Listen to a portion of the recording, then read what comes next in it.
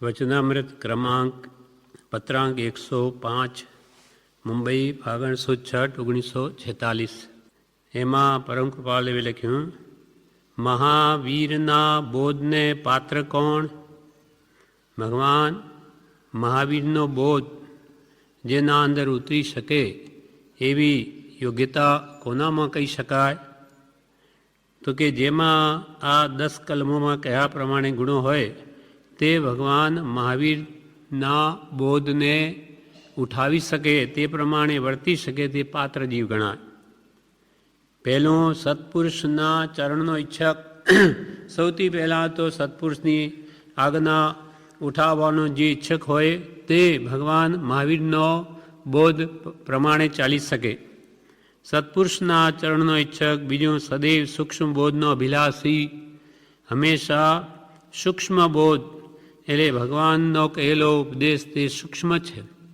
સૂક્ષ્મ વિચારથી જેમ જેમ ઊંડો ઉતરું છું તેમ તેમ તમારા તત્વના ચમત્કારો મારા સ્વરૂપનો પ્રકાશ કરે છે. એટલે સૂક્ષ્મ બોધનો જે અભિલાષી તે ભગવાન મહાવીરના બોધને પાત્ર છે. ત્રીજું, ગુણ પર પ્રશસ્ત ભાવ રાખનાર. ગુણાનુરાગી ગુણીજનને જોઈને જેને પ્રમોદ ભાવ ઉપજે અથવા ગુણો પ્રાપ્ત કરવાની જેવા ભાવના હોય તે જ ભગવાન મહાવીરના બોધનો આશય સમજી શકે. ચોથું, બ્રહ્મ વ્રતમાં પ્રીતિમાન. જેને બ્રહ્મચર્ય વ્રત પ્રત્યે પ્રેમ છે તે પણ ભગવાન મહાવીરને બોધના યોગ્ય બની શકે. પાંચમું, જ્યારે જ્યારે સ્વદોષ દેખે ત્યારે તેને છેદવાનો ઉપયોગ રાખનાર. જ્યારે જ્યારે સ્વદોષ દેખે, ઈઠાની નિજ દોષ તો તરીએ કોણ ઉપાય? કયા ઉપાય તરીશું? પણ જ્યારે જ્યારે જીવ પોતાના દોષ દેખે તો તેને છેદવાનો ઉપયોગ રાખનાર. દોષો જોઈને એને નષ્ટ કરવાનો જેનો ઉપયોગ છે તે પણ ભગવાન મહાવીરના બોધને પાત્ર થઈ શકે. આ પ્રમાણે 5 વાક્યો આપણે કાલે વાંચી ગયા. હવે વાક્ય છઠ્ઠું, ઉપયોગથી એક પળ પણ ભરનાર. ઉપયોગથી એક પળ પણ ભરનાર એટલે દરેક પળનો ઉપયોગ સાવધાનીપૂર્વક કરનાર. કંજૂસની જેમ, કંજૂસ જેમ પોતાનું ધનને બહુ વિચારીને ખર્ચે તેમ આત્માર્થી અમૂલ્ય એવા માનવદેહના સમયનો ઉપયોગ સાવધાનીપૂર્વક તે એક એક પળનો ઉપયોગ કરે. કૃપાળદેવે પુષ્પમાળામાં લખ્યું છે કે વખત અમૂલ્ય છે એ વાત વિચારી આજના દિવસની 2,16,000 વિપલનો ઉપયોગ કરજે.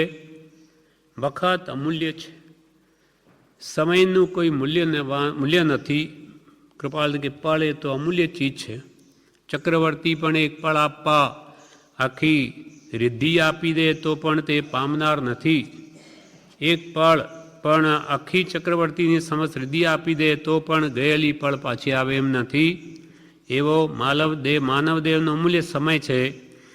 એ વાતને વિચારી કે આજના દિવસની 2,16,000 વિપલનો આપણે પ્રતિદિન વેપાર કરીએ છીએ તેનો કેમ સદુપયોગ થાય એનો પૂરો વિચાર કરીને એનો એ પળ વાપરવી જોઈએ.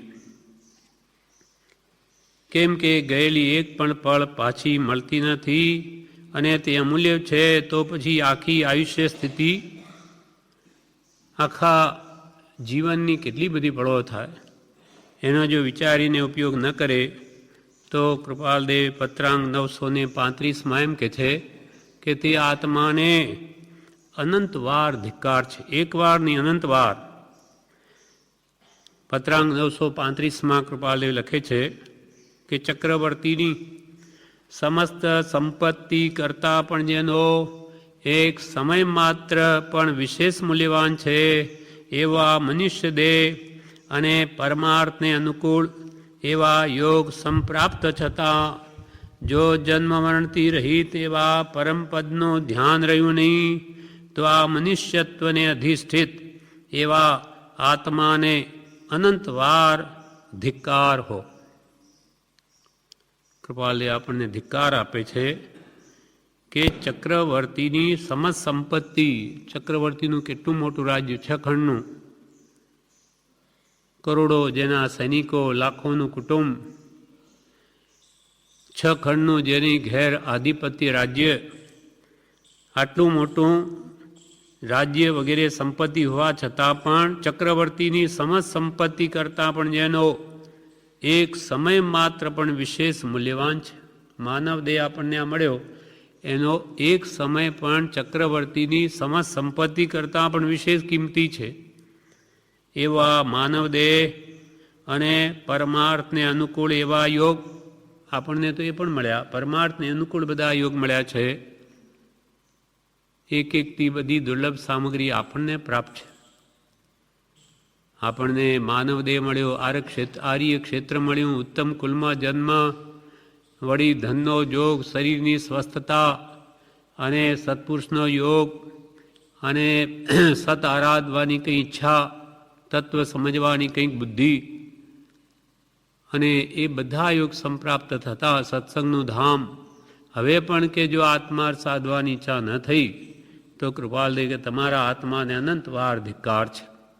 એક એક પુણ્ય સામગ્રી જેની હદ થઈ ગઈ, પરાકાષ્ઠા આવી ગઈ પુણ્યની, છતાં પણ તારો આત્મા જાગૃત નથી થતો તો તારા આત્માને અનંત વાર ધિક્કાર છે. ચક્રવર્તીની સમસ્ત સંપત્તિ કરતાં પણ જેનો એક સમય માત્ર પણ વિશેષ મૂલ્યવાન છે એવા મનુષ્ય દેહ અને પરમાર્થને અનુકૂળ, પરમાર્થ સાધવાને અનુકૂળ બધી સામગ્રી અને પરમાર્થને અનુકૂળ એવા યોગ સંપ્રાપ્ત છતાં જો જન્મ મરણથી રહિત એવા પરમ પદનું ધ્યાન રહ્યું નહીં કે હવે હું જન્મ જરા મરણથી રહિત થઈ જાઉં, કેમ કે આવો અવસર બેર નહીં આવે. જો આ જન્મ મરણથી રહિત એવા પરમપદનું ધ્યાન રહ્યું નહીં તો આ મનુષ્યત્વને અધિષ્ઠિત એટલે આ મનુષ્ય દેહમાં સ્થિત એવા આત્માને અનંત વાર ધિક્કાર હો. એક વાર ધિક્કાર નહીં, અનંત વાર ધિક્કાર હો.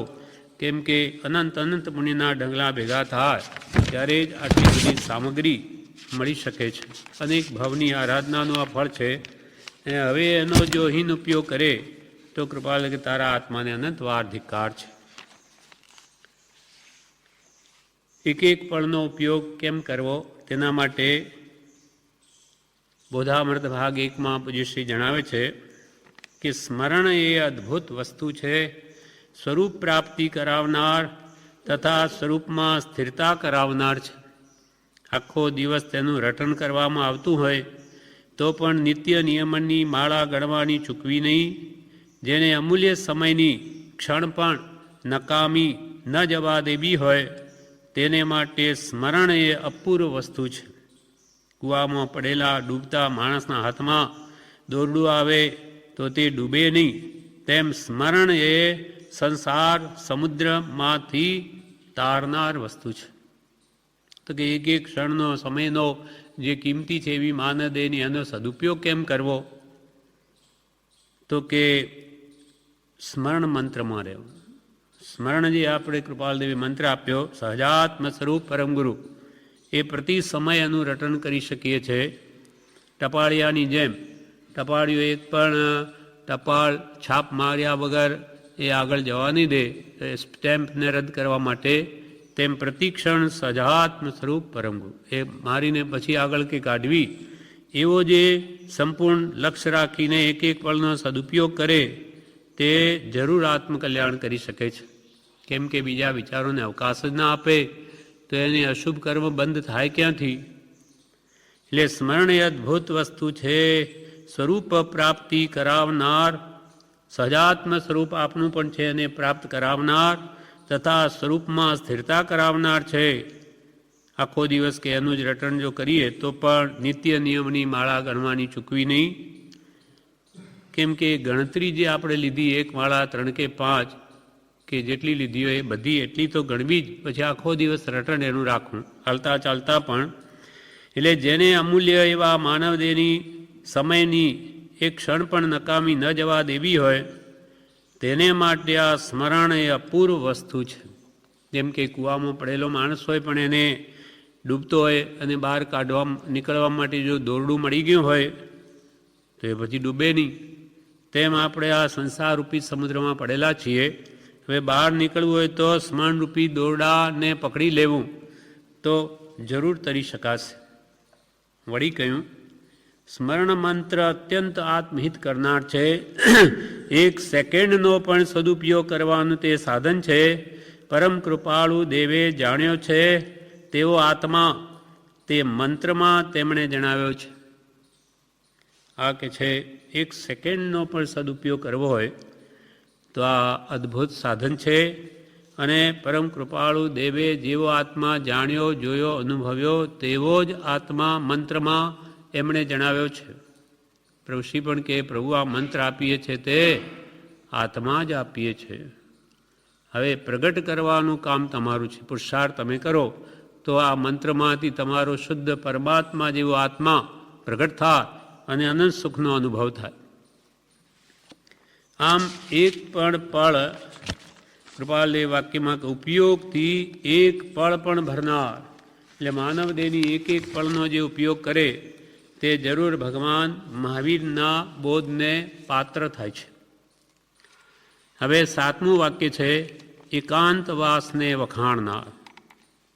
એકાંતવાસ, એકાંત પ્રિય જેનું જીવન હોય તે ભગવાનના બોધને સમજીને અને તેને જીવનમાં ઉતારવા માટે તે પાત્ર બની શકે છે. એકાંત પ્રિય જીવન હોવું જોઈએ.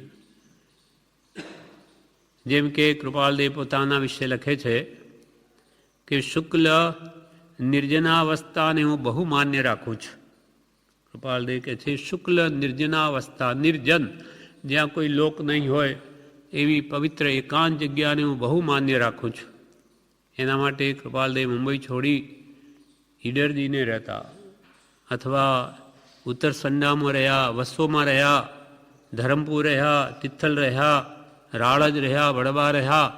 આ બધી એકાંત જગાઓ જ્યાં જંગલમાં એકાદ મકાન હોય ત્યાં અંબાલાલ ભાઈને લગતા તે શોધી રાખે અને ત્યાં એકલા નિર્જન જગામાં વાસ કરતા. તો આત્મધ્યાન, આત્મચિંતન નિર્વિઘ્નપણે થઈ શકે. એટલે એવો એકાંતવાસને વખાણનાર, જેને એકાંતવાસ ગમતો હોય તે ભગવાનના ઉપદેશને સમજવાની યોગ્યતા મેળવી શકે. બડી કૃપાલદેવે મોક્ષમાળા શિક્ષાપાઠ 101માં લખ્યું, સમ સ્વભાવીનું મળવું એને જ્ઞાનીઓ એકાંત કહે છે. સમ સ્વભાવી જ્યાં મળે તેને પણ કૃપાળુ દેવે એકાંત કહ્યું છે. જેને કે આપણે જેમ કે આપણે અહીંયા પરિસરમાં ભલે 2000-2500 માણસ ભેગા હોઈએ તેને પણ એકાંત કહ્યું. તો એમ કેમ? તો કે સમસ્વભાવી એટલે મોક્ષની ઈચ્છાવાળા ઘણા કે થોડા હોય પણ બધાની ઈચ્છા એક જ છે, મોક્ષ પ્રાપ્તિ, જન્મમરણથી છૂટવાનોની ભાવના. એટલે બધાનો અભિપ્રાય એક હોવાથી તેને એકાંત કહ્યું છે. સત્સંગમાં સંસારનો સ્વાર્થ હોય નહીં કે વિષયોની વાત હોય નહીં, પણ માત્ર છૂટવાનો જ આશય હોય, રુચિ હોય, તેથી તે એકાંત છે. નાટક જોવા જાય કે સિનેમા વગેરે ત્યાં આશયની રુચિ ભિન્ન ભિન્ન હોય છે. અને જ્યાં સ્વાર્થ અને વિષયની વાત હોય ત્યાં સમસ્વભાવતા નથી, ત્યાં સમસ્વભાવ, સરખો સ્વભાવ નથી એમ વિવેચનમાં કહ્યું. એટલે સત્સંગમાં બધાની વૃત્તિ એક હોવાથી તે પણ એકાંતવાસ જ છે. એટલે આવા સત્સંગમાં નિવાસ કરવો તે પણ આત્માને કલ્યાણકારી છે. એકાંતવાસને વખાણનાર જ થયું. વળી મોક્ષમાળા શિક્ષાપાઠમાં કૃપાલદેવે કહ્યું છે 24માં કે તત્વજ્ઞાનીઓ મુખ્ય બોધ એવો કર્યો છે કે સર્વ સંગ પરિત્યાગ કરી અંતરમાં રહેલા સર્વ વિકારથી પણ વિરક્ત રહી એકાંતનું સેવન કરો, તેમાં સત્સંગની સ્તુતિ આવી જાય છે. એકાંતનું સેવન કરો. કેવળ એકાંત તો ધ્યાનમાં રહેવું કે યોગાભ્યાસમાં રહેવું તે છે, પરંતુ સમસ્વભાવીનો સમાગમ જેમાંથી એક જ પ્રકારની વર્તનાનો પ્રવાહ નીકળે છે તે ભાવે એક જ રૂપ હોવાથી ઘણા માણસો છતાં અને પરસ્પરનો સહવાસ છતાં પણ તે એકાંત રૂપ જ છે. અને તેવી એકાંત માત્ર સંત સમાગમમાં રહી છે, સત્પુરુષના ચરણમાં, એના આશ્રયમાં, અને સત્પુરુષ ન હોય તો આવા સત્સંગમાં. હવે સત્સંગમાં શું થાય છે તો કે ત્યાં ધર્મ ધ્યાન શું, કર્મ કેમ છૂટે વગેરે શાસ્ત્રોના સુંદર પ્રશ્નો થાય.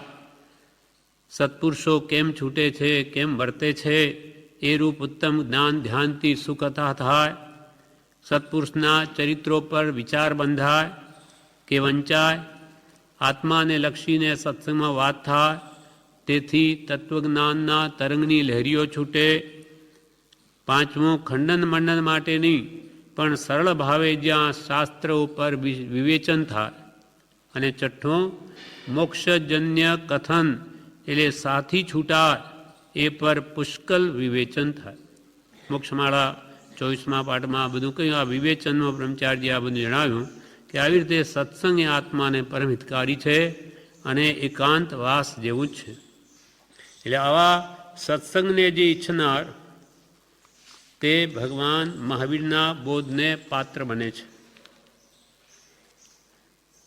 હવે 8મું વાક્ય છે, તીર્થાદિ પ્રવાસનો ઉચ્છરંગી. તીર્થાદિ પ્રવાસનો ઉચ્છરંગી. હવે તીર્થ કોને કહેવા કે જેથી તરાય તે તીર્થ, જેથી આપણા આત્માનો ઉદ્ધાર થાય, કલ્યાણ થાય, એનું નામ તીર્થ છે. તીર્થ બે પ્રકારના, એક સ્થાવર તીર્થ અને એક જંગમ તીર્થ. સ્થાવર એટલે આ સમયશિખર, પાલિતાણા વગેરે એ સ્થાવર તીર્થ કહેવાય કે જે હાલી ચાલે નહીં, એક ઠેકાણે સ્થિર હોય. અને જંગમ તીર્થ તે સત્પુરુષ છે. સત્પુરુષો તીર્થ સમાન છે, એ હાલતા ચાલતા તીર્થ છે. એટલે જ્યાં સત્પુરુષનો નિવાસ હોય તે જ ખરેખર તીર્થ છે. છતાં જંગમ તીર્થ તો હવે છે નહીં, તો સ્થાવર તીર્થો પણમાં જવાનો પણ આશય આપણો શું છે તે કૃપાલદેવ પોતે ઉપદેશ છાયામાં લખે છે કે જાત્રાએ જવાનો હેતુ એક તો એ છે કે ગ્રહવાસની ઉપાધિથી નિવૃત્તિ લેવાય, 100-200 રૂપિયા ઉપરથી મૂર્છા ઓછી કરાય, પરદેશમાં દેશાટન કરતા કોઈ સત્પુરુષ શોધતા જડે તો કલ્યાણ થાય. આ કારણથી યાત્રા કરવાનું બતાવ્યું છે. કૃપાલ, યાત્રા શા માટે જઈએ છીએ આપણે યાત્રા કરવા?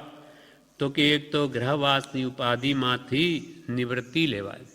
ઘરમાં ઉપાધિ હોય, પુરુષોને વેપારની, સ્ત્રીઓને આ ઘરની કે બધાને વ્યવહારની, આ બધી જંજાળથી મન, વચન, કાયા વ્યસ્ત હોય. એટલે ત્યાં કે અંતરમાં શાંતિ વળે નહીં. એટલે તીર્થ, કોઈ પણ તીર્થ સ્થાનોમાં આ બધી ઉપાધિ મૂકીને જાય એટલે એને શાંતિ ભાસે, શાંતિ અનુભવાય, અને શાંતિ આત્માને પ્રિય છે. એટલે એક લાભ તો તીર્થયાત્રા કરવાનો એ થાય કે ગ્રહવાસની ઉપાધિથી નિવૃત્તિ લેવાય. અને બીજો 100-200 રૂપિયા ઉપરથી મૂર્છા ઓછી થાય. જે આપણી ધન પ્રત્યેની આસક્તિ છે, માન્યતા છે, આ મારું છે, એમાંથી થોડો લોભ છૂટે. 100-200 રૂપિયા ઉપર કે એટલી મૂર્છા ઓછી થાય. અને ત્રીજું શું તો કે પરદેશમાં દેશાટન કરતાં કોઈ સત્પુરુષ મળી આવે, શોધતા તીર્થોમાં આવા એકાંત સ્થાનોમાં રહેતા હોય તો ત્યાં કોઈ સત્પુરુષ શોધતા જડે તો આપણું કલ્યાણ થઈ જાય. કંઈ ઉપદેશ એવો આપણને મળે કે આપણું જીવન પલટાઈ જાય, કંઈ આત્મહિતનું સાધન મળી જાય. આ કારણથી કે યાત્રા કરવાનું મહાપુરુષોએ બતાવ્યું છે. એવા તીર્થાદિ પ્રવાસનો ઉચ્છરંગી, ઉચ્છરંગી એટલે ઉત્સુક, તીર્થયાત્રા કરવાનો જે ઉત્સુક તે પણ ભગવાન મહાવીરના બોધને પાત્ર બને છે.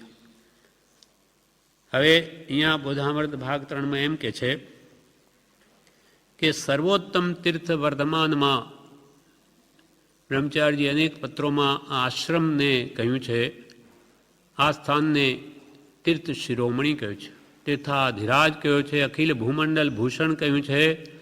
કેમ કે અહીંયા નિરંતર આત્માનું કલ્યાણ થાય એવું જ વાતાવરણ છે. સવારના 4થી લગાવીને રાતના 10 સુધી આત્મા, આત્માને આત્મા કે કલ્યાણની જ વાતો, ભક્તિ સત્સંગની બીજું કંઈ અહીંયા છે નહીં. કોઈ બજાર નથી, કે કોઈ વ્યવહાર નથી, કે વેપાર નથી, કે જેના વિકલ્પો ફરીથી આવે.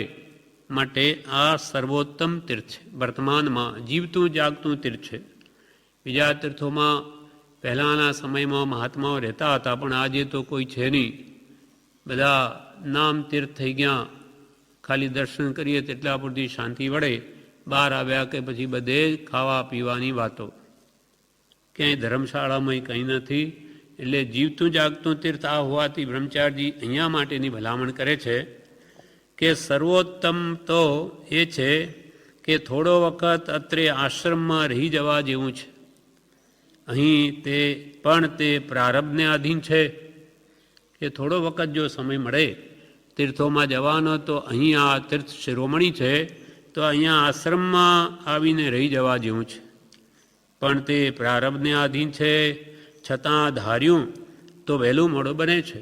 પણ મારે ત્યાં રહેવું જ છે, તો આ વર્ષમાં સમય અમુક મળી આવે, નિર્ણય કરે તો મારે જવું જ છે, તો કે ધાર્યું હોય તો વહેલું મોડું બને છે.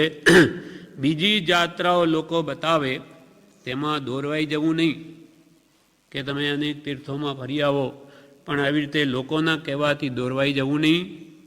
બીજી જાત્રાઓ લોકો બતાવે તેમાં દોરવાઈ જવું નહીં.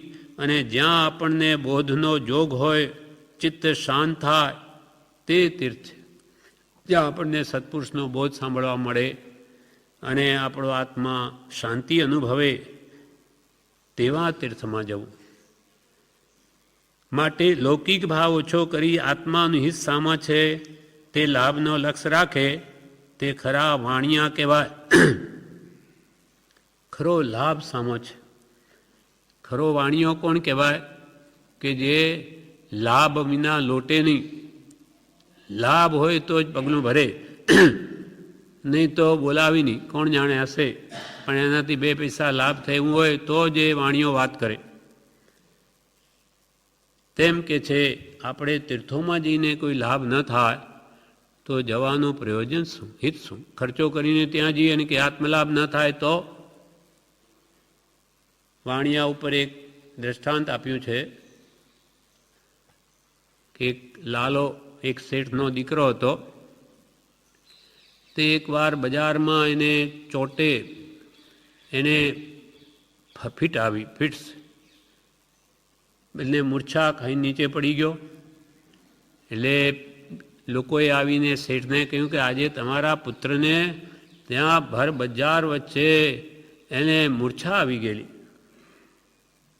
તો એમને વિચાર આવ્યો કે કોઈ દિવસ એને ફિટ્સ આવતી નથી ને આ કેમ બન્યું? એટલે પછી પેલા ભાઈ જતા રહ્યા. પછી પૂછ્યું કે લાલા, આજે શું તને ત્યાં ફિટ આવેલી? તો કે પિતાજી, ત્યાં એક જણનો એક રૂપિયો પડી ગયેલો. હવે હું એમને એમ લઉં તો મને કોણ લેવા દે? એટલે પછી મેં જાણે આમ મૂર્છા આવી હોય એમ કરીને હું ત્યાં પડી ગયો. પછી મેં રૂપિયો લઈ લીધો. હા, ત્યારે પિતાએ કહ્યું કે હા, હવે મને ખબર પડી. મને ત્યારે પણ વિચાર તો આવેલો કે મારો લાલો લાભ વિના લોટે નહીં. મારો લાલો લાભ વિના લોટે નહીં, વિચાર તો આવેલો. પણ આ કોઈ દિવસ જાણીને તને ફીટ આવી ત્યારે આ વાત ખુલાસો કર્યો. એમ વાણિયો હોય તે લાભ વગર કંઈ કરે જ નહીં. કૃપાલજી અહીંયા સુધી કહ્યું છે કે આવો ઉત્તમ ધર્મ જો વાણિયાના હાથમાં નહીં ગયો હોત તો દુનિયા ચકિત થઈ જાત. આવો વિતરાગનો માર્ગ. તેમ અહીંયા કે છે કે આપણે આવો બધો જોગ છે, માટે લૌકિક ભાવ ઓછો કરી આત્માનું હિત સામા છે, તે લાભનો લક્ષ્ય રાખે, તે ખરા વાણિયા કહેવાય. કે ભાઈ બધા તીર્થોમાં જઈએ છીએ પણ શું મેળવીને આવ્યા? ખર્ચો કર્યો એના બદલામાં મળ્યું શું? એટલે આવા કોઈ ઉત્તમ સ્થાનમાં જવું કે જ્યાં સત્સંગ ભક્તિનો જોગ હોય અને આત્મા શુભ ભાવમાં રમણતા કરી અને પરમ શાંતિ અનુભવે, ઉત્તમ આત્મકલ્યાણનો માર્ગ જાણવા મળે. આવા ઉત્તમ સ્થાન માટે પ્રભુ પૂજ્યશ્રી અહીંયા આશ્રમની ભલામણ કરે છે. એટલે કે સર્વોત્તમ સર્વ તીર્થ તો આ આશ્રમ છે. અહીંયા થોડો વખત અત્રે રહી જવા જેવું છે. આશ્રમમાં જેમ ભક્તિ, શાંતિ અને સત્સંગનો યોગ છે તેવું બીજે બધે દૂર હજારેક માઇલ દક્ષિણની યાત્રામાં જઈ આવ્યા પણ જણાયું નથી. આશ્રમમાં જેવી ભક્તિ, સત્સંગનો આજે યોગ છે તે બ્રહ્મચારીજી પોતે મહિનો 50-100 મોક્ષો સાથે હોય બધી દક્ષિણની યાત્રાએ ફરી આવ્યા પણ કે છે ક્યાંય શાંતિ નહીં. બધે ખાવા પીવાની વાતો, આશ્રમ જેવી ક્યાંય શાંતિ નથી. અને ભક્તિનો જોગ તો ક્યાંય નહીં. માત્ર દર્શન કરો મંદિરોના, બાકી ત્યાં શું છે? દર્શન કરીએ ભગવાનની પ્રત્યે તે વખતે ઉત્તમ ભાવ રહે, બહાર આવીએ કે આપણી પણ વૃત્તિ એવી થઈ જાય કે ક્યાં ફરવા જઈએ, શું ખાઈએ પીએ, માત્ર એવો જ લક્ષ્ય રહે છે. એટલે બધી ક્રિયા હસ્તી સ્નાનવત થઈ જાય. હાથી જેમ સ્નાન કરે ને પછી પાછો ધૂળ નાખે ઉપર, એમ આપણે ભગવાનના દર્શન ભાવથી કરીએ અને બહાર આવીએ અને પછી એ જ વાતો, ખાઓ પીઓ, હરો ફરો. એટલે ધર્મના સ્થાનો પણ આજે પિકનિક જેવા થઈ ગયા છે. એટલે કે અહીંયા સત્સંગમાં આવીને રહો તો કે તમારું કલ્યાણ થાય, એમ પૂજ્યશ્રીએ આ વાત કરી. એટલે તીર્થાદિ પ્રવાસનું ઉચ્છરંગી તે પણ ભગવાન મહાવીરના બોધને પાત્ર છે. પરમ કૃપાળુ દેવે તો ઝૂણા કરી કે તેમના સમયમાં તેવું સ્થાન ક્યાં છે કે જ્યાં જઈને રહીએ, અર્થાત તેવા સંતો ક્યાં છે કે જ્યાં જઈને એ દશામાં એટલે રાગ દ્વેષ રહિત દશામાં બેસી તેનું પોષણ પામીએ. કૃપાલદેવના સમયમાં એવું સ્થાન નહીં. જે આપણા માટે પરમ પૂજ્ય પ્રભુશ્રીજીએ એવું સ્થાન બનાવી સમાધિ મણનું થાણું થાપ્યું. હવે જેટલી ઢીલ કરીએ તેટલી આપણી ખામી છે. તેઓ શ્રી કહેતા કે તારી વારે વાર થઈ જા તૈયાર. એક પત્રમાં પૂજ્ય શ્રી બ્રહ્મચારીજી લખે છે કે પ્રભુશ્રી આવું સ્થાન બનાવીને સમાધિ મણનું આપણા માટે થાણું થાપ્યું. હવે જેટલી ઢીલ કરીએ તેટલી આપણી ખામી છે. પ્રભુશ્રી કહેતા કે તારી વારે વાર થઈ જા તૈયાર. એના માટે વળી દૃષ્ટાંત આપતા કે મરણ આવશે ત્યારે કહેવા આવશે નહીં કાળ કે હવે હું તને લઈ જાઉં છું, માટે હંમેશા તૈયાર રહે. જેમ આપણે ગાડી પર જઈએ, ટ્રેન ઉપર, તો બધી તૈયારી કરીને જઈએ કે જેવી ગાડી આવે તરત બેસી જઈએ. પણ પછી ગાડી આવે ને કે આવવાની થઈ હોય ને અરે કે હું તો બચકી ભૂલી ગયો એમ કરીને ઘરે લેવા જાય તો ગાડી જતી રહે. તેમાં તૈયારી પહેલાંથી કરી રાખે તો જ એ મરણ વખતે કામ આવશે.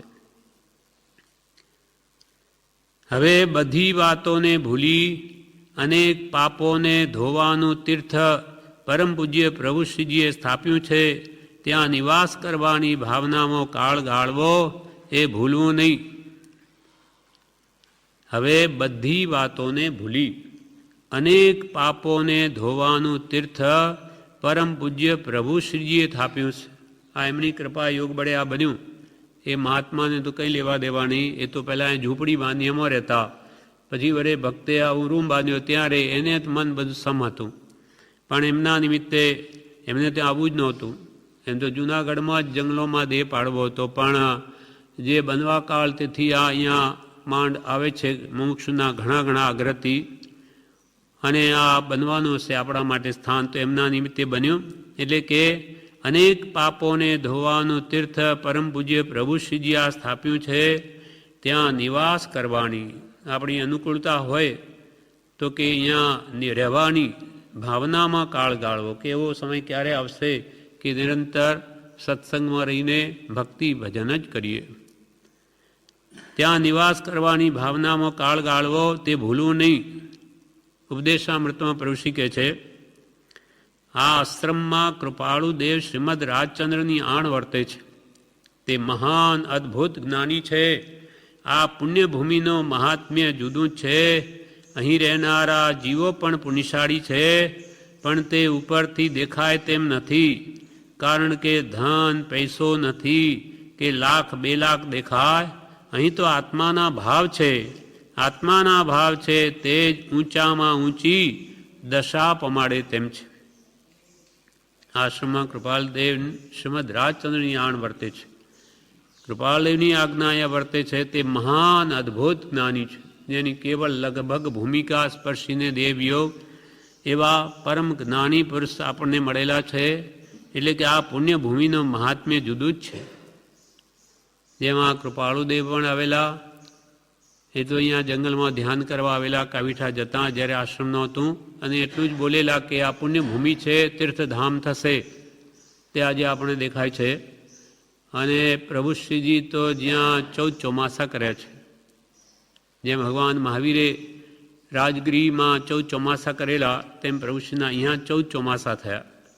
અને બ્રહ્મચારીજી જ્યાં 18 વર્ષ પછી રહ્યા છે, અને બધાને આ માર્ગે વાળી અને આ ભક્તિધામને આ સ્થિતિ પર લાવ્યા છે. તો અહીંયા આ આશ્રમ તે પુણ્યભૂમિ છે. આ પુણ્યભૂમિનું મહાત્મ્ય જુદું છે. જ્યાં એક જ ગુંજન છે. આજે 80 વર્ષથી કે 85 વર્ષથી સવારથી રાત કે 2400 કલાક એક જ ગુંજન, બીજી વાત નહીં. આવું જગતમાં ક્યાંય સ્થાન નથી.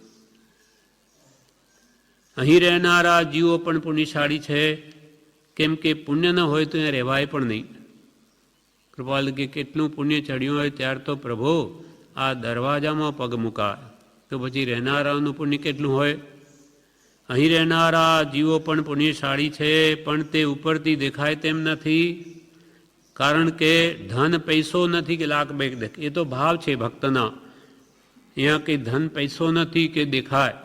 અને આમ અહીંયા રહેવું પણ બ્રહ્મચારી એક પત્રમાં લખ્યું છે, બોધમાં કહ્યું કે રહેવું સહેલું નથી. ઘણી વિષય કશાયની વૃત્તિઓ શમી ગઈ હોય તો જ અહીંયા રહેવાય. નહીં તો થોડા દિવસ થાય કે પાછું ભાગવાનું અહીંયાથી મન થાય. એટલે અહીં રહેનારા જીવો પુણ્યશાળી છે, પણ તે ઉપરથી દેખાય તેમ નથી. કારણ કે ધન પૈસો નથી કે લાખ 2 લાખ દેખાય. અહીં તો આત્માના ભાવ છે. આત્માના ભાવ છે તે જ ઊંચામાં ઊંચી દશા પમાડે તેમ છે. આખો જૈન ધર્મના આધાર ભાવ ઉપર છે. ભાવ બડો સંસારમાં યાદૃશી ભાવના યસ્ય સિદ્ધિર ભવતી તાદૃશી. જેવી જેની ભાવના તેવી સિદ્ધિ થાય છે. તો અહીંયા બધા ઉત્તમ ભાવ આપણા કેમ બન્યા રહે, ટકી રહે, એવા ઉત્તમ નિમિત્તો છે. નિમિત્તાદિ જેમની વૃત્તિ છે, એટલે અહીંયા જે ટકી રહે એને ઉત્તમ ભાવના થાય જ. અને કલ્યાણ ન કરવું હોય તો એ કલ્યાણ કરવાની ભાવના થઈ જાય. વધારે સત્સંગ થાય તો એ ભલભલાની ભાવનામાં પણ ફરક આવી જાય છે, બદલો આવી જાય છે. મળી કહે છે પ્રભુશ્રીજી, આ આશ્રમ તીર્થ ક્ષેત્ર સાથી છે. અહીં આત્માની જ વાત થાય છે. સૌથી પ્રથમ જરૂર શાની છે? શ્રવણની. શ્રવણે નાણે વિજ્ઞાણે. શ્રવણથી વિજ્ઞાન પણ થાય છે. સત્સંગથી બહુ શ્રવણ થાય છે. સત્સંગમાં અલૌકિક ભાવ જોઈએ. લૌકિક ભાવ થઈ જાય ત્યાં અપૂર્વિત થાય નહીં. આ આશ્રમ તીર્થક્ષેત્ર સાથી છે.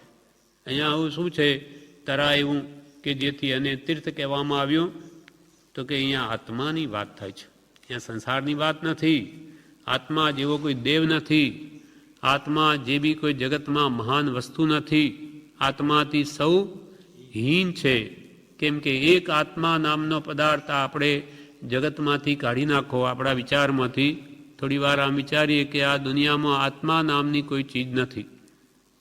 જે જાણે જુએ એવો આત્મા છે એ કાઢી નાખો તો પછી શું રહે?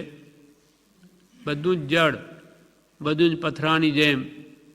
આ ઝાડ પણ સુંદર દેખાય, ફૂલો, એનું કારણ પણ એમાં આત્મા છે. તો ને એ કરમાઈ જાય, એને ફેંકી દઈએ આપણે બહાર. ફૂલ હોય ગમે એટલું સુંદર હોય, એમ જે કંઈ પણ આ મનુષ્યની પણ કિંમત આત્મા અંદર છે. તો જીવ નીકળી ગયો કે એને તરત પાડી નાખે, ને તો લાકડું થઈ જાય. સવારમાં તો હાથ પગ ભેગા કરવાય નહીં થાય. એમ આત્માને લઈને જ બધી શોભા છે. અને એવો પોતે જ છે. એટલે કે એનું જ્ઞાન કરવા, એની ઓળખાણ કરવા માટેનું આ સ્થાન છે. અહીં આત્માની જ વાત થાય છે. સૌથી પ્રથમ જરૂર શાની છે? પ્રભુશ્રી પ્રશ્ન કર્યો, સૌથી પ્રથમ શાની જરૂર છે? તો કે શ્રવણની. શ્રવણ એટલે સાંભળવાની, ભગવાનના ઉપદેશને. શ્રવણે નાણે વિજ્ઞાણે. એટલે શ્રવણથી જ્ઞાન થાય છે ને જ્ઞાનથી વિજ્ઞાન થાય છે. સાંભળવાથી જાણપણું થાય, અને જેમ જેમ જાણે તેમ વિશેષ જ્ઞાન એનો ઉદય થાય છે, ઉઘાડ થાય છે, અને એને બધી વાત સમજાઈ જાય છે. સત્સંગથી બહુ શ્રવણ થાય છે, પણ સત્સંગમાં અલૌકિક ભાવ જોઈએ, લૌકિક ભાવ ન જોઈએ. અહીંયા આત્માર્થનો લક્ષ્ય જોઈએ. લૌકિક ભાવ થઈ જાય તો અપૂર્વિત થાય રહી. લૌકિક ભાવ એટલે મને આ ભક્તિ સત્સંગ કરું તો મને આ ધન મળે, કુટુંબ મળે, કે મને ડેવલોપ મળે. આવા જો લૌકિક ભાવ થઈ ગયા તો એનું કલ્યાણ નહીં થાય. એ તો ભલે દેવલોકમાં જઈને પાછો અહીંયા આવશે પણ મુક્તિ ન મળે. અલૌકિક ભાવ જોઈએ. એ ભગવાન આ જે કંઈ પણ કરું છું મારા જન્મ મરણથી છૂટવા માટે, મારે કંઈ નહીં જોઈએ એવો ભાવ હોય તો એ મોક્ષનું કારણ બને છે. સત્સંગમાં અલૌકિક ભાવ જોઈએ. લૌકિક ભાવ થઈ જાય તો આત્માનું અપૂર્વિત થાય નહીં. હવે બોધામૃત ભાગ 1માં ફરી કહે છે, કોઈ તીર્થ સ્થાનમાં આવવાનું થાય તે જીવનું મહાભાગ્ય છે. જ્યાં ભક્તિ થતી હોય, સત્સંગ હોય, તેવા સ્થાનોમાં કોઈ દિવસે ન સાંભળ્યું હોય તે સાંભળવા મળે છે. કોઈ તીર્થ સ્થાનમાં આપણા માટે આશ્રમ જેવા તીર્થ શિરોમણીમાં આવવાનું થાય તો એ જીવનું મહાભાગ્ય છે. મહાભાગ્યનો ઉદય થાય ત્યારે જ અહીંયા અવાય છે ને રહેવાય છે. એ તો ઘણાને કેટલી વાર આવવાનું મન થતું હોય, આવા વિઘ્ન આવી પડે, કેટલાય વર્ષો નીકળી જાય છે. એટલે કોઈ તીર્થસ્થાનમાં આવવાનું થાય તે જીવનું મહાભાગ્ય છે કે જ્યાં ભક્તિ થતી હોય, સત્સંગ હોય, તેવા સ્થાનોમાં કોઈ દિવસે ન સાંભળ્યું હોય તેવું સાંભળવા મળે છે. અને કહે છે કે જેને કલ્યાણ ન કરવું હોય તેને કલ્યાણ કરવાની ભાવના થઈ જાય. એવું સત્સંગનું અદ્ભુત મહાત્મ્ય છે. ક્ષણમપી સજ્જન સંગતિ રેખા ભવતી ભવાર્ણવ તરણે નૌકા. ક્ષણ માત્ર પણ આ મહાપુરુષોનો કે એના વચનોનો સમાગમ થાય તો આ ભવ સમુદ્રથી તરવા માટે તે નૌકા સમાન બની જાય છે. વળી કહે છે આપણે યાત્રા કરવા આવ્યા તે આત્માને નિર્મળ કરવા માટે આવ્યા છીએ એવો લક્ષ્ય રાખવો. એ લક્ષ્ય ન રહે તો જાત્રા ન કહેવાય. જંગલમાં દોડ કરવા જેવું છે, એથી આત્મા નિર્મળ ન થાય. આપણે અહીંયા આવ્યા તો આત્મકલ્યાણ કરવા માટે આવ્યા છીએ એવો કે છે, આત્માની નિર્મળતા કરવા માટે આવ્યા છીએ. તો અહીંયા આવીને આપણે ભક્તિ સત્સંગ કરીએ છીએ કે આત્માને વિશેષ મલિન કરીએ છીએ. એ આપણા ભાવોને વિચારવા. એટલે એવો લક્ષ્ય રાખવો કે મારો આત્મા અહીંયા પવિત્ર કેમ બને, એના રાગ દ્વેષ કસાય ભાવો કેમ ઘટે, વિષયોની મંદતા કેમ થાય. એ લક્ષ્ય રહે તો તે જાત્રા કહેવાય. નહીં તો કે છે જંગલમાં દોડ કરવા જેવું છે. જંગલમાં ખૂબ દોડે પણ ત્યાં છે શું, કોણ છે? અને તે થાકીને લોથ થઈ જાય, આત્મા કંઈ ના આવે. તેમ જો આત્માર્થનો લક્ષ્ય ન હોય તો જંગલમાં દોડ કરવા જેવું છે, એથી આત્મા નિર્મળ ન થાય. એટલે આ પ્રમાણે તીર્થાદિ પ્રવાસનું ઉચ્છૃંગી એટલે ઉત્સાહી તે પણ ભગવાન મહાવીરના બોધને પાત્ર છે. સત્સંગમાં નિવાસ કરવાની ભાવનાવાળો તે પણ ભગવાન મહાવીરનો બોધ એ સમજી શકે. હવે 9મી કલમ છે, આહાર વિહારનો નિયમી. આહાર અલ્પ આહાર કરે, ખોરાક ઓછો લે. અલ્પ વિહાર એટલે મુનિન તો વિહાર કરે, ગ્રસ્તને માટે ઘર ઘર મળવા જવું એ પણ અલ્પ કરે, જરૂર વગર નહીં જાય. અલ્પ આહાર, અલ્પ વિહાર, અલ્પ નિદ્રા, ઊંઘ પણ ઓછી લે.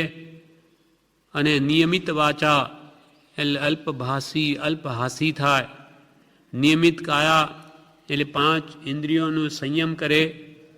અને અનુકૂળ સ્થાન આવા એકાંત સત્સંગ ભક્તિ જેવા એ મનને વશ કરવામાં ઉત્તમ સાધનો છે. વિશેષ ખાય, પ્રમાદ થાય, આળસ આવે, મન સ્થિર રહે નહીં, શરીર પણ બગડે અને આત્માનું કલ્યાણ નહીં થાય. એટલે કમ ખાય ને ગમ ખાય.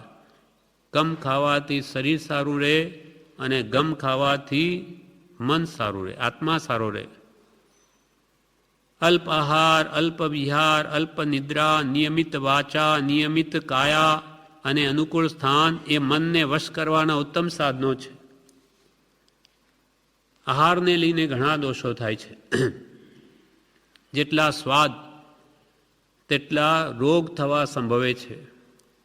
સ્વાદિષ્ટ આહાર હોય તો આપણું મન તેમાં લલચાઈ જાય છે અને વધારે ખાય છે. હલકો ઓછો પૌષ્ટિક આહાર પણ જો વધારે ખાય તો પણ શરીરને નુકસાન કરે છે કે ભાઈ હું તો ઓછું ખાઉં છું, હલકો પૌષ્ટિક પણ એમાં ઓછું પોષણ મળે એવો છે, પણ ખાય વધારે તો પણ એ શરીરને નુકસાન કરે. સામાન્યપણે પુરુષને 32 કોળિયા અને સ્ત્રીને 28 કોળિયાનો આહાર કહ્યો છે, જેથી રોગ ન થાય અને સુસ્તી ન રહે, પ્રમાદ ન થાય. જળપાનનું પણ એવું છે. પાણી પણ જો વધારે પીએ તો પણ અજીર્ણ થાય છે. અને ભોજનની કથા કરવી તે વિકતા છે.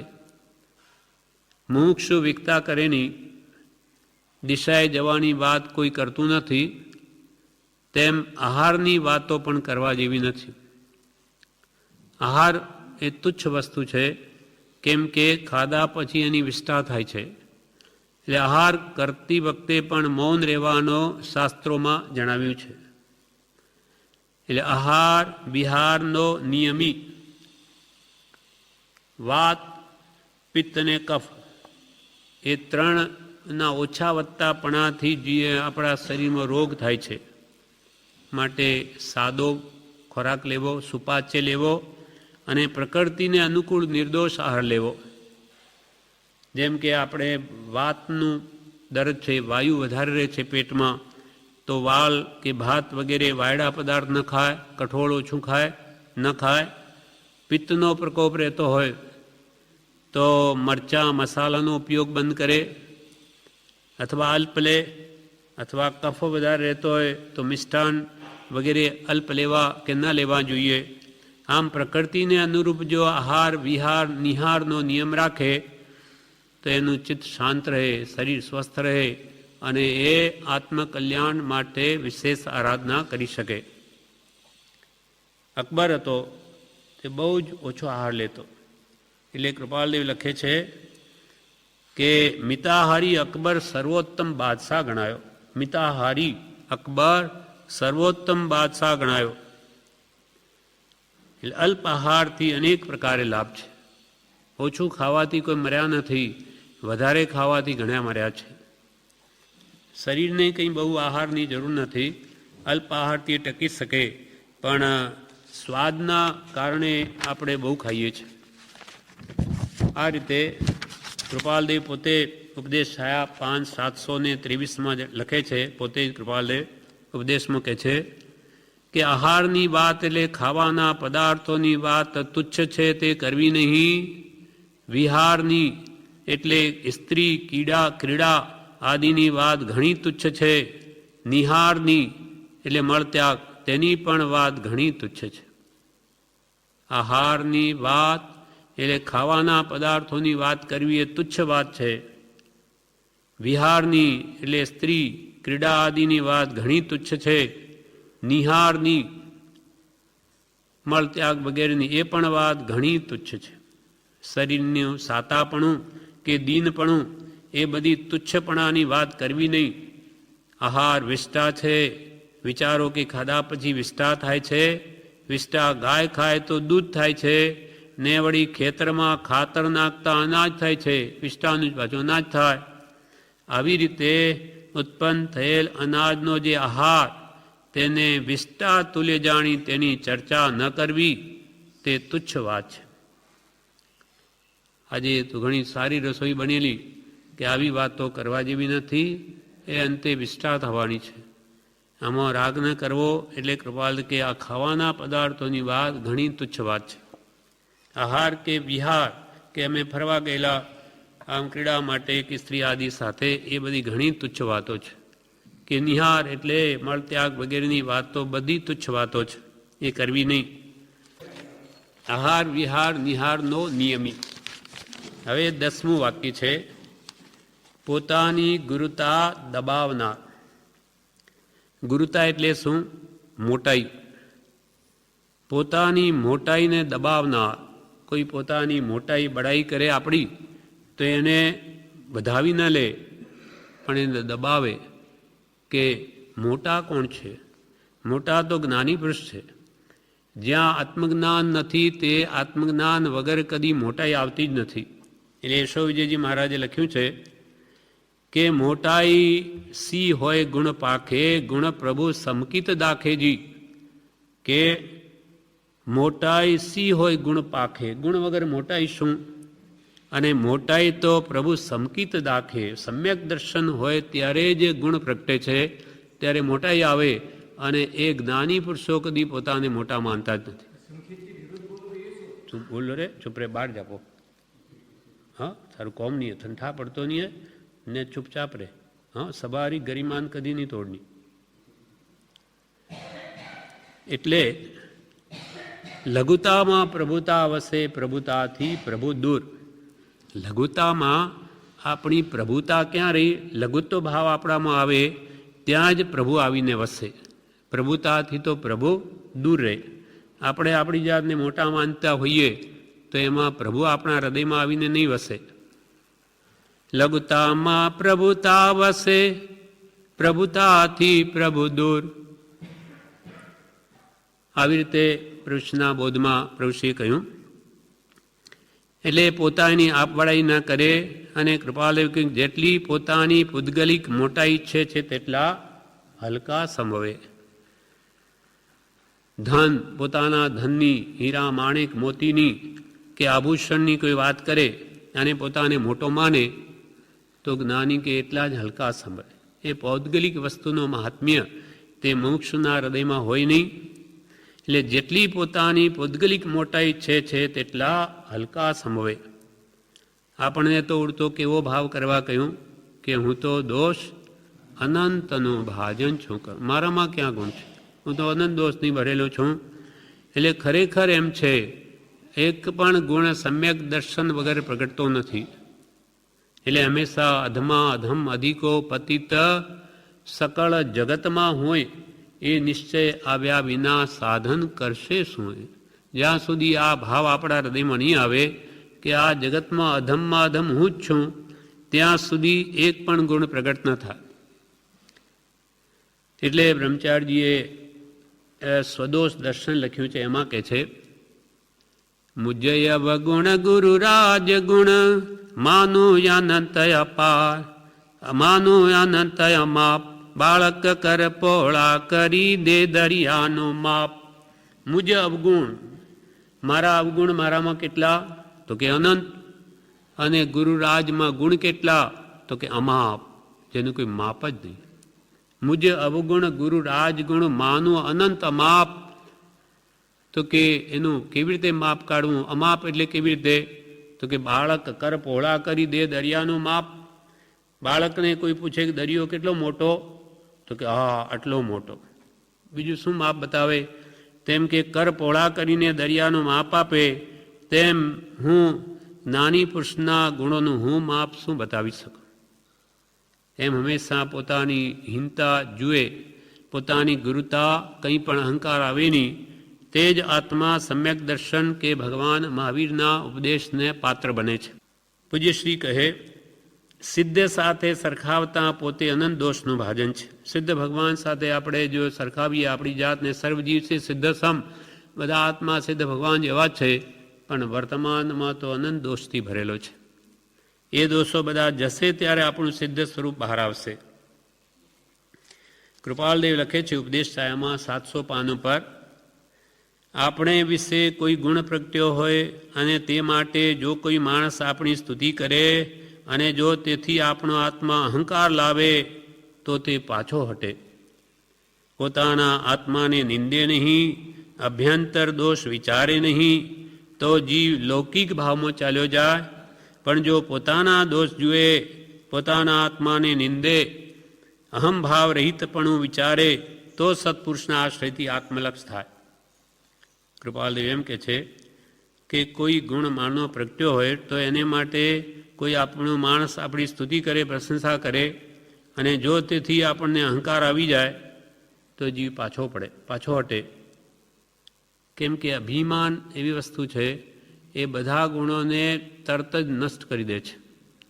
એટલે કહ્યું કે દયા ધર્મ કો મૂળ હૈ પાપ મૂળ અભિમાન, તુલસી દયાને છોડીએ જબલક ઘટ મેં પ્રાણ. તુલસીદાસજી સંત થઈ ગયા. એ કે ધર્મનું મૂળ તો દયા છે, અને પાપનું મૂળ અભિમાન છે. અભિમાન આવી ગયો કે દોષનો ભંડાર બની જાય છે. એટલે આપણો આત્મા જો અહંકાર લાવે તો પાછો હટે, પોતાના આત્માને નિંદે નહીં, આપણા અંદર પોતાના દોષ જુએ નહીં, તો જીવ લૌકિક ભાવમાં ચાલ્યો જાય. પણ પોતાના દોષ જુએ, પોતાના આત્માને નિંદે, અહમ ભાવ રહિતપણું વિચારે, તો સત્પુરુષના આશ્રયથી અને આત્માનો લક્ષ થાય.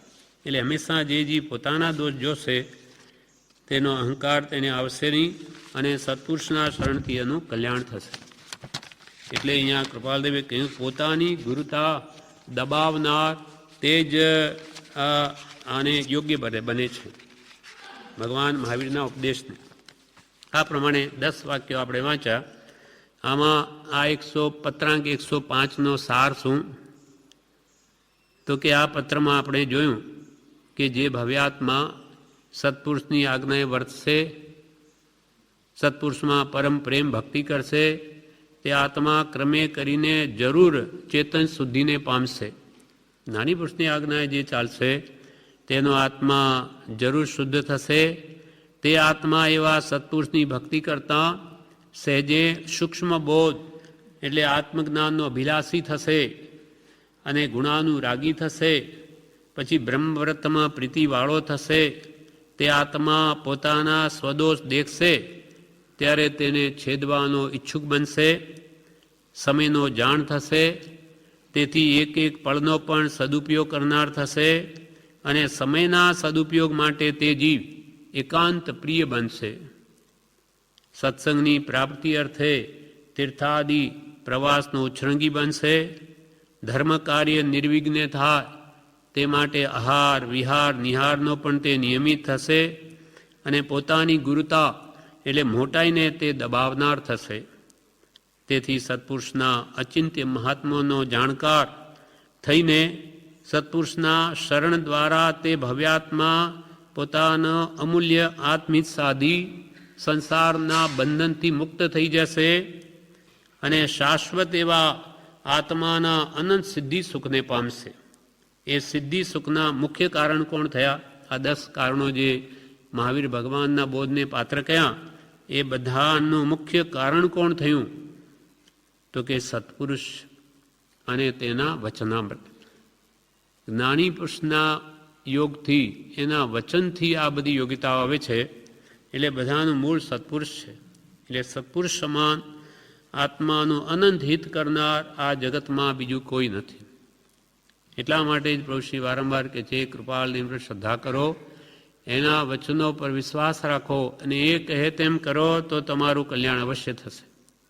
એટલા માટે સર્વથી ભક્તિની શરૂઆતમાં જ આપણે બોલીએ છીએ અહો શ્રી સતપુરુષ કે વચ નામ્રતમ જગહિત કરમ મુદ્રા અરો સત સમાગમ સુતિ ચેતના જાગ્રત કરમ. એટલે સત્પુરુષના વચનામૃત અહો આશ્ચર્યકારક છે કે એ વચનામૃત આખા જગતનું કલ્યાણ કરી શકે. જે એને શ્રદ્ધાથી આરાધે એ પ્રમાણે વર્તે તો તેનું જરૂર કલ્યાણ થાય. અહો આશ્ચર્ય, અહો શ્રી સતપુરુષ કે વચનામૃતમ, વચનરૂપી અમૃત જગહિત કરમ, આખા જગતનું કલ્યાણ કરી શકે. મુદ્રા આવી વિતરાગ રાગ દેશ રહિત મુદ્રા, અરુ સત સમાગમ નાની પુરુષનો કે એને આશ્રિતોનો સત્સમાગમ સુતી ચેતના જાગૃત. અનાદિકાલથી આપણી આ ચેતના, આત્મચેતના તે મોહ નિદ્રામાં સૂતેલી છે, તે એમાંથી એને જાગૃત કરે. મોહ નિદ્રા હટાવી અને આપણા આત્માને જાગૃત કરીને તું કોણ છે એનું ભાન આપે. આવા સત્પુરુષના વચનામૃત, તેની વિતરાગ મુદ્રા અને તેનો સત્સમાગમ છે. આ 3 વસ્તુઓ જગતમાં સર્વજીવોનું કલ્યાણ કરી શકે. વચનામૃત ક્રમાંક 105 ગઈકાલે આપણે વાંચી ગયા. તેમાં છેલ્લું એમ લખેલું કે એવો કોઈ પણ પુરુષ તે મહાવીરના બોધને પાત્ર છે, સમ્યક દશાને પાત્ર છે, પહેલાં જેવું એકે નથી. એટલે આ 10 વાક્યો જે પરમ કૃપાલ દેવે મહાવીર ભગવાનના બોધને પાત્ર કોણ તે લખ્યા. એમાં છેલ્લે એવું લખ્યું કે કોઈ પણ પુરુષ આ 10 વાક્યો પ્રમાણે વર્તનારો તે ભગવાન મહાવીરના બોધને પાત્ર છે. સમ્યક દશાને એટલે આત્મજ્ઞાન મેળવવાને તે યોગ્ય થાય છે, પણ પહેલાં જેવું એકે નથી. પહેલું વાક્ય એમાં છે સત્પુરુષના ચરણો ઈચ્છક. જે સત્પુરુષની આજ્ઞા ઉઠાવવા ઈચ્છા રાખે અથવા સત્પુરુષની સમીપનો વાસ છે તે સર્વથી શ્રેષ્ઠ છે. જેમ કે પૂજ્ય શ્રી બ્રહ્મચારીજી પ્રભુશ્રીના સમાગમમાં રાત દાડો 11 વર્ષ રહ્યા, તો એ પણ એમના જેવી દશા પામી શક્યા. માટે સૌથી શ્રેષ્ઠ તો સત્પુરુષના ચરણ સમીપનો નિવાસ છે. આ પ્રમાણે આ પત્ર 105 પૂરો થયો.